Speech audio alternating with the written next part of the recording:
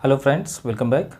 Part 2 में आपने देखा था कि हमने 3 क्वेश्चन लिए थे, जिसमें पहले कंडीशन में हमें 2 लाइनें ऐसे मिली थी जो एक दूसरे को इंटरसेक्ट कर रही थी। दूसरी कंडीशन ऐसी थी जिसमें दोनों लाइन एक दूसरे के पैरेलल थी, और तीसरी कंडीशन में दोनों लाइन एक दूसरे को ओवरलैप कर रही थी। तो वो तो था ग्राफिकल मेथड। अब आइए आगे बढ़ते हैं और सीखते हैं कैसे बिना ग्राफ को बताए हम किसी भी पेयर ऑफ लीनियर इक्वेशंस को देखकर बता सकते हैं कि वो एक दूसरे को इंटरसेक्ट करेंगे या एक दूसरे के पैरेलल होंगे या एक दूसरे को ओवरलैप करेंगे। तो आइए सीखते हैं। तो देखिए, जैसे हमने यहाँ पे लिया पेयर ऑफ लीनियर इक्वेशन, मैं यहाँ पे आपको एक चार्ट के माध्यम से इसको रिप्रेजेंट करना चाहता हूँ। तो जैसे हमारे पास पेयर ऑफ लीनियर इक्वेशंस हैं, 2 लीनियर इक्वेशंस हमें दिए रहेंगे। अब लीनियर इक्वेशंस क्या क्या हो सकते हैं, जैसे मैं बगल में लिख देता हूँ। लीनियर इक्वेशन हमारे पास 2 इक्वेशंस दिए रहते हैं। पहला इक्वेशन हमारे पास हो गया a1x plus b1y plus c1, this is equal to 0। और ऐसे ही दूसरा इक्वेशन हमारे पास हो गया a2x प्लस b2y और plus c2, this is equal to 0। ये हमारा हो गया इक्वेशन नंबर फर्स्ट, ये हो गया हमारा इक्वेशन नंबर सेकंड। ये ऐसे 2 इक्वेशन हमें दिए रहेंगे। तो वही चीज़ हमने यहाँ पे लिखा है। मान लीजिए हमें एक लीनियर इक्वेशन दिया गया है, तो इसके 2 कंडीशन बनेंगे। अगर हमने 2 लीनियर इक्वेशन को सॉल्व किया तो जाहिर सी बात है इनके 2 कंडीशन होंगे। क्या क्या कंडीशन होंगी? पहली कंडीशन ये होगी कि x और y की वैल्यू मिलेगी, यानी इनके सलूशन हमें देखने को मिलेंगे। तो अगर x और y की वैल्यू देखने को मिले, यानी अगर 2 इक्वेशन को सॉल्व करने पर x और y की वैल्यूज़ हमें मिले, तो वो सलूशन कैसा कहलाता है? वो कहलाता है कंसिस्टेंट। तो ये हो जाएगा कंसिस्टेंट। और अगर हमने सॉल्व किया x और y की कोई वैल्यू नहीं मिली, यानी 2 इक्वेशन को सॉल्व करने पर अगर x और y की कोई भी वैल्यू ना मिले, तो इस कंडीशन को कहा जाता है इनकंसिस्टेंट। तो या तो सलूशन मिलेगा या तो सलूशन नहीं मिलेगा। अब अगर सलूशन मिला तो सलूशन मिलने की भी 2 कंडीशन होती हैं, जैसे कि पिछले क्वेश्चन में हमने किया था पार्ट 2 में। तो सलूशन मिलने की 2 कंडीशन थी। कौन कौन सी थी? या तो हो सकता हो कि इसका जो सलूशन मिले वो कैसा मिले? यूनिक सलूशन मिले, यानी केवल और केवल एक ही सलूशन देखने को मिले। तो सलूशन में पहले कंडीशन में हम आएंगे और यहाँ पे क्या लिखेंगे? सबसे पहले यूनिक सलूशन। और यूनिक सलूशन कब मिलता है? जब लाइन एक दूसरे को इंटरसेक्ट करती हैं। तो यहाँ पे जो लाइंस होंगी वो कैसी होंगी? इंटरसेक्टिंग।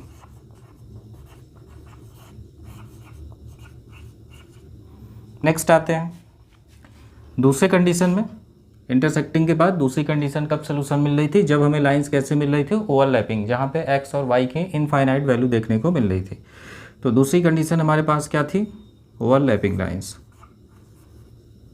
ओवरलैपिंग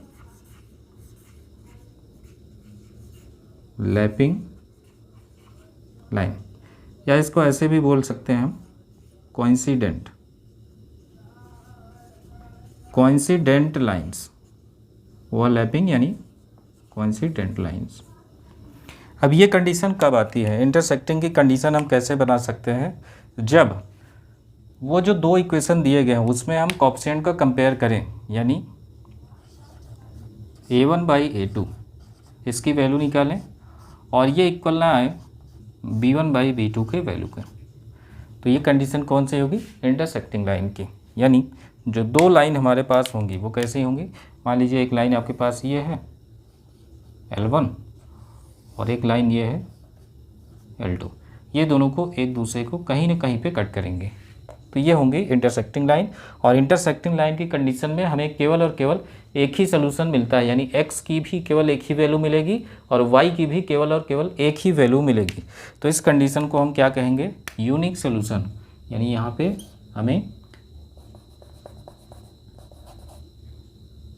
हमें यूनिक सलूशन देखने को मिलेगा। तो यहाँ पे हम लिख रहे हैं here we get unique solution, यानी x और y की केवल और केवल एक ही वैल्यू मिलेगी। नेक्स्ट आते हैं कोइंसिडेंट लाइन। कोइंसिडेंट लाइन या ओवरलैपिंग का मतलब क्या है? कि एक लाइन दूसरे को ओवरलैप कर रही हो। ये कंडीशन कब आती है? जब हम a1/a2 को सॉल्व करें, जो रेशियो इसका है वही आ जाए b1/b2 का, और वही रेशियो आ जाए c1/c2 का। तो ये कंडीशन किसकी होती है? कोइंसिडेंट लाइन की। कोइंसिडेंट लाइन यानी एक लाइन दूसरे लाइन के ऊपर चढ़ी हुई हो। जैसे मैं एक एग्जांपल लेता हूँ, यहाँ पे हमने पहली लाइन ले ली, ये हमारा है लाइन L1, और ऐसे ही हम नेक्स्ट लाइन लेते हैं। नेक्स्ट लाइन भी इसी से होकर जाएगी। तो थोड़ा सा मैं नीचे दिखा रहा हूँ ताकि आपको थोड़ा सा समझ में आता रहे। बाकी ये नीचे है नहीं, ये ओवरलैप कर रही है, एक लाइन के ऊपर दूसरी लाइन चढ़ी हुई है। तो आप देख सकते हैं यहाँ पे दोनों लाइन एक दूसरे को हमेशा ही टच कर रहे हैं। अगर हमेशा ही टच कर रहे हैं तो इसको हमेशा सलूशन मिलेगा। तो ये कितनी बार टच कर रहे हैं? इनफाइनाइट टाइम्स टच कर रहे हैं। यानी L1 लाइन और L2 लाइन ये दोनों एक दूसरे को इनफाइनाइट टाइम टच करेंगे, इसलिए इनके जो सलूशन मिलेंगे वो कितने सलूशन मिलेंगे? इनफाइनाइट। तो हम यहाँ पे लिखेंगे इनफाइनाइट सलूशन।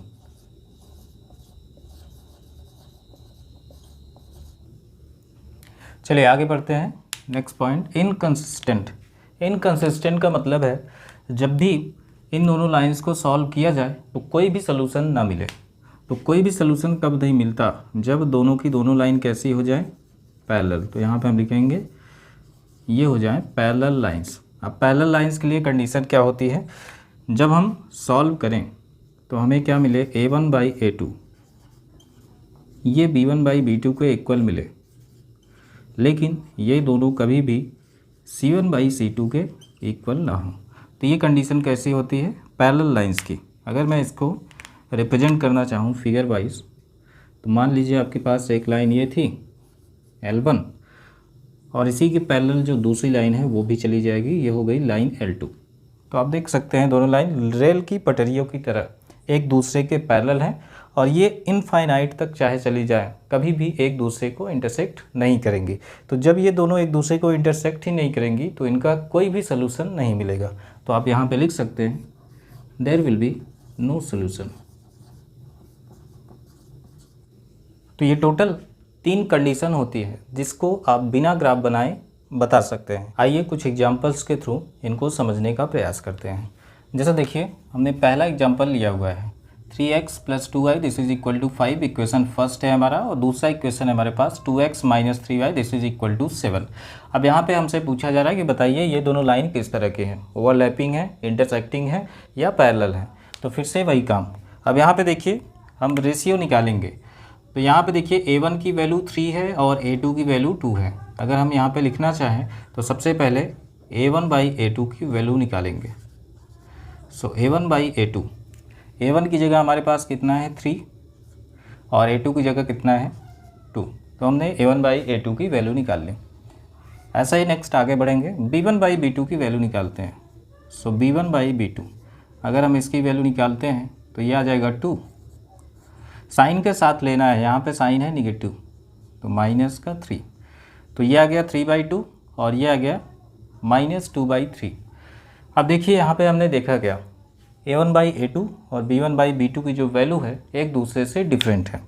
तो आप यहाँ से लिख सकते हैं because here a1/a2 this is not equal to b1/b2, यानी a1/a2 और b1/b2 दोनों की वैल्यू डिफरेंट है। तो ये कौन सी कंडीशन हो गई हमारी? फर्स्ट वाली।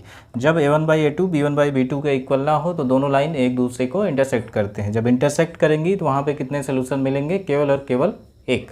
तो हम यहाँ पे लिख सकते हैं therefore here will be unique solution, यानी इसके कितने सोल्यूशन मिलेंगे? केवल और केवल एक सोल्यूशन मिलेंगे। और यूनिक सोल्यूशन के केस में ये लाइंस कैसी होती है? ये लाइंस हमारी हो जाएंगी इंटरसेक्टिंग लाइंस। तो ये हमारा हो गया इंटरसेक्टिंग लाइंस।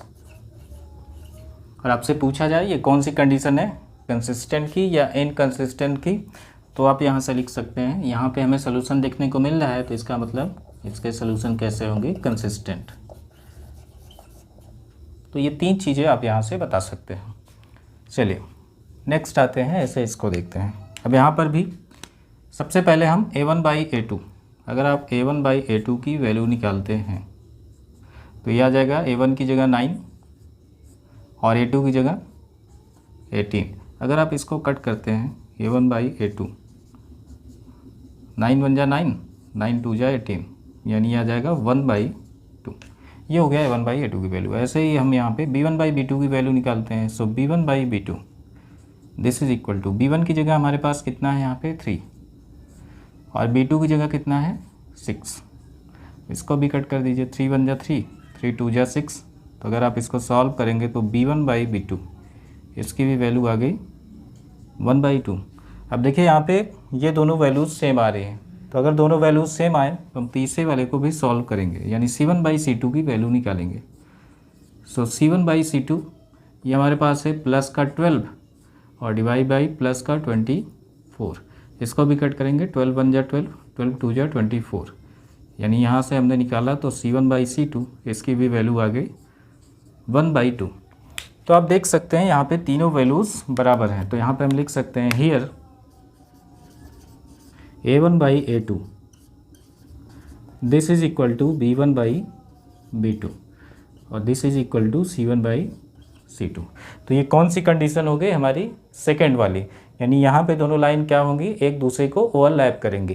तो ये कंडीशन हो गई ओवरलैपिंग लाइन की। तो ओवरलैपिंग लाइन की कंडीशन में हमें कितने सोल्यूशन मिलते हैं, infinite solution.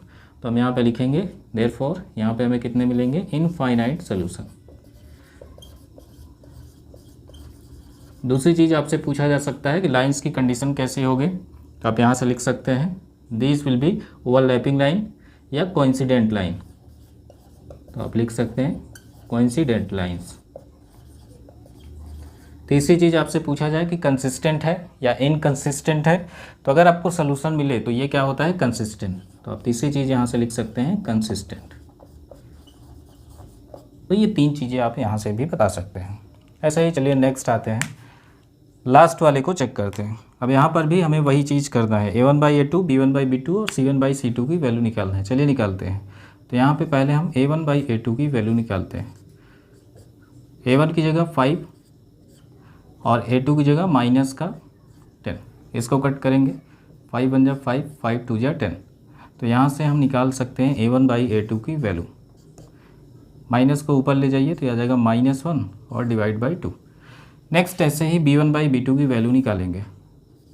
So B1 by B2 this is equal to, देखिए B1 की जगह माइनस का 3 है, साइन के साथ हमेशा लिखते हैं, और B2 की जगह प्लस का 6। इसको भी कट करिए, 3 1 जा 3, 3 2 जा 6, यानी B1 बाई B2 इसकी वैल्यू आ गई -1/2।